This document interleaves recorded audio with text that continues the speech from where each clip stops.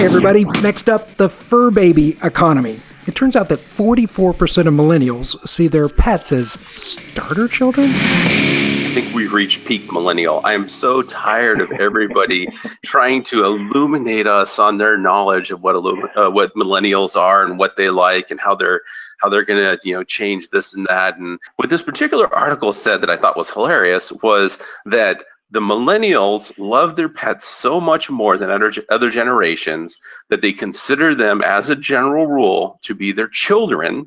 And so this article, this Adweek article, was saying that brands need to see this as a big opportunity and need to go figure out how to capitalize on this. But I think they missed the point here. Like, we've had people who loved animals forever. And in fact, I think if they're looking for like a great audience that thinks of their kids or their animals as kids, I think they need to go look at the cat ladies, or the cat men for that matter.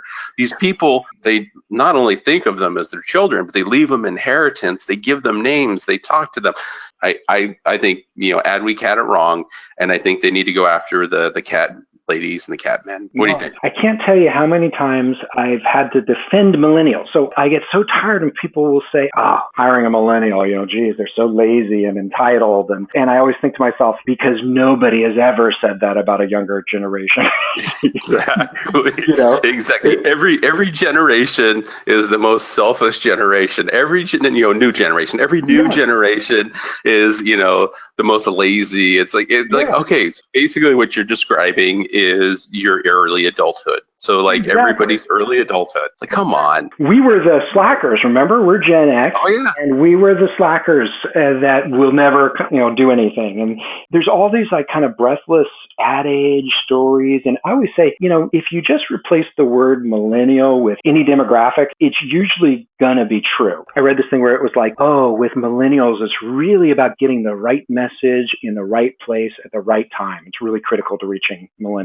That was an Adweek. And I thought to myself, dang, yeah, because just think how much money we have spent trying to make sure that our marketing messages are in the wrong place at the wrong time in order, it's like, totally. And then the other thing is like, we got to be careful because millennials have these built-in BS detectors. And I'm like, oh my God, they've got built-in BS detectors? Gosh, I've been marketing to boomers and the, GI generation. They've got to depend on those sort of portable BS detectors that carry around with them everywhere. The game's over. So I'm defending millennials until you sent me that article. That article made me seriously doubt the future of the millennial generation just because it was so ridiculous that I couldn't believe it. One, you're right. Every generation loves their animals. Marketers have been marketing to dog lovers forever. Dogs love trucks, from 20 years ago. That's right. So, that is nothing new. And yes, people have thought of dogs as, and cats as sort of starter children or practice children. I think if someone is good with a pet, they're probably going to be okay with a child versus, someone who's bad with a pet. The quotes in that article, though, were so over the top and ridiculous. These people all seem to be in the world of marketing and in advertising. But the quotes were there's the one where the owner, let me see it here. Owners of a dog named Cooper, quote was, "We think that because we treat Cooper like she is a child, we're inherently prepared for one." It's like, oh, you poor thing. You've got your head up your ass if you think that that's true, because you just wait till the first 24 hours with a child and you'll see your animals in a very different way from that moment forward. And then there's an owner of an animal named Chewy.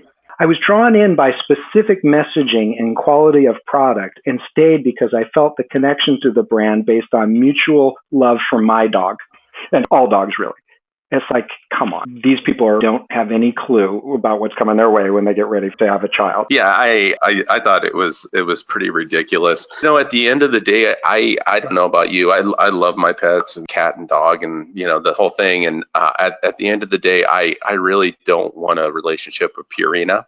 What I want is a good quality product that's going to, extend the life of my animal as long as possible. And so, hey, let's go with that.